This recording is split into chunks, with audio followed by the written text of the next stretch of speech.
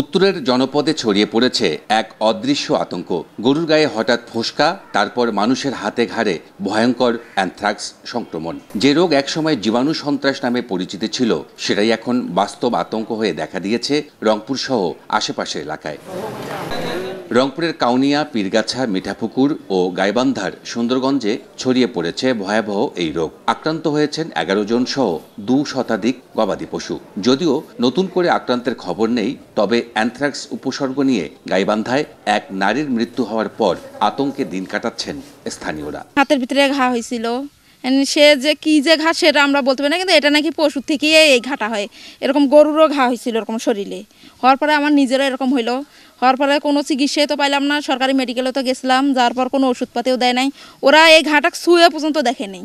যাই মনে করে তারে মনে কর জ্বর হয়, শরীর ভালো নয়, সবাই ভয়েতে। গ্রামের অবস্থা আমাদের এই আশেপাশে কারো এখন গরুই নেই, সবাই দুর্বলতা। এমনি তো গরিব মানুষ, আরো দুর্বলতা আছে। ভয়ে এখন তো একটা আদি পশু পাখি পুষবে সেই সাহসও পাইতেছে না। ভাইস্তার একটা ছাগল অসুস্থ হয়ে গেছিল, তো জবাই করছিলাম।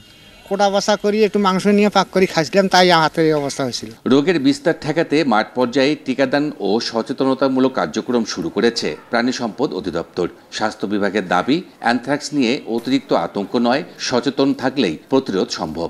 আমরা সাধারণ মানুষ, ভোক্তা এবং আমাদের খামারদের প্রতি আহ্বান রাখছি যে তারা যেন একটু ধৈর্য সহকারে বিষয়টা মোকাবেলা করে আমাদের স্থানীয় যে কার্যক্রমগুলো চালিয়ে যাচ্ছেন সেখানে যেন সহযোগিতা করেন।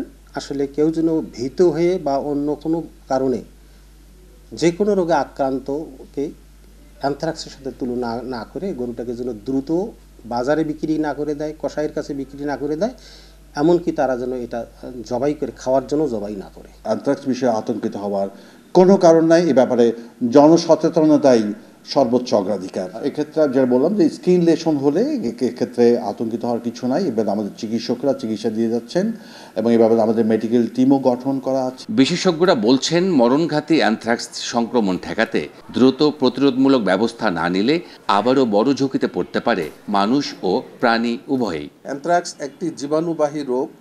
এই রোগটি সাধারণত পশু থেকে মানুষের মধ্যে আসে, আবার মানুষ থেকে মানুষের মধ্যে যায়।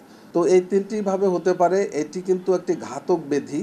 এর কারণে হাই রাইজ টেম্পারেচার হয় এবং বড় বড় ঘা, এবং সেগুলো পচনশীল একটি ঘা হয়।